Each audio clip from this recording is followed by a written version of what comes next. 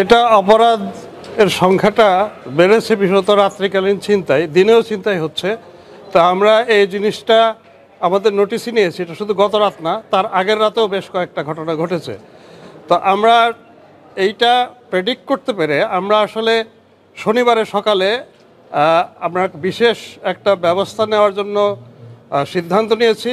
Rapid action battalion, anti terrorism unit এবং Dhaka metropolitan police, 3 organisation মিলে তারা একটা ইন্টেন্সিভ পেট্রোল প্রোগ্রাম নিয়েছে।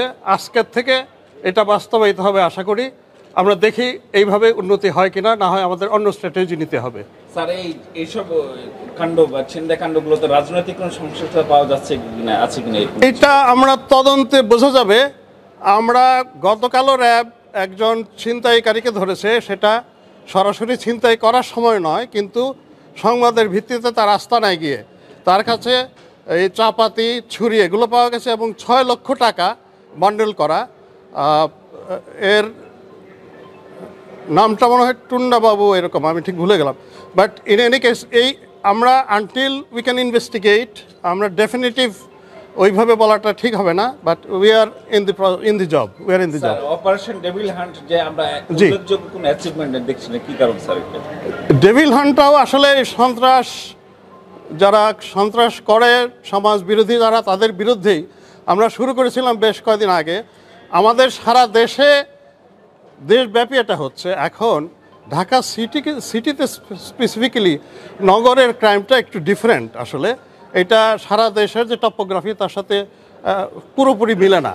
তো এইখানটার জন্য actually we need to take a different strategy, সেটাই আমরা নেওয়ার চেষ্টা করছি। আমরা আপনাদের কোঅপারেশন চাই, মানে হোয়ার এভার দের ইজ আপনারা আমাদেরকে জানান। আমরা সোশ্যাল মিডিয়ার কাছ থেকেও পাচ্ছি। আমরা এদেরকে আমরা এই ইনপুটগুলো নিয়ে উই আর ট্রাইং। আমি সারা রাত রাজশাহীতে থেকেও I had been in touch with the police commissioner. আমার মনে হয় যে will be able to reduce the fair actually. আমরা যৌথ বাহিনীকে শুনেছি, কিন্তু যৌথ বাহিনীর কখনো টহল বা কার্যক্রম একত্রে আসলে দেখিনি।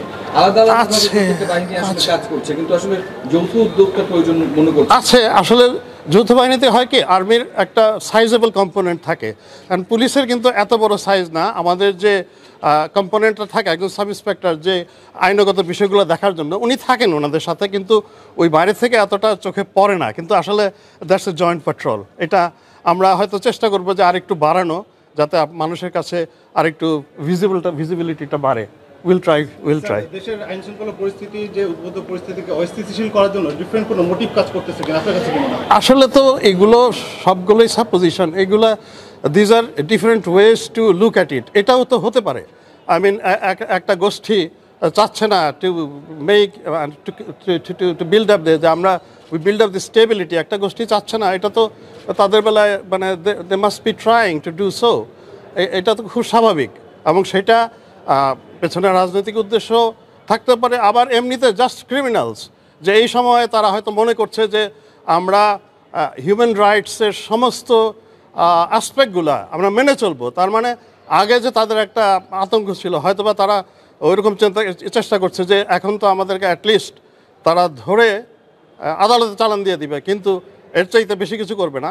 কিন্তু আমাদের যেটা করতে হবে, এই গভর্নমেন্টের যেটা কমিটমেন্ট, যে আমরা হিউম্যান রাইটসের প্রত্যেকটা অ্যাসপেক্ট অবজার্ভ করেই আমরা অপরাধ নিয়ন্ত্রণে আনবো।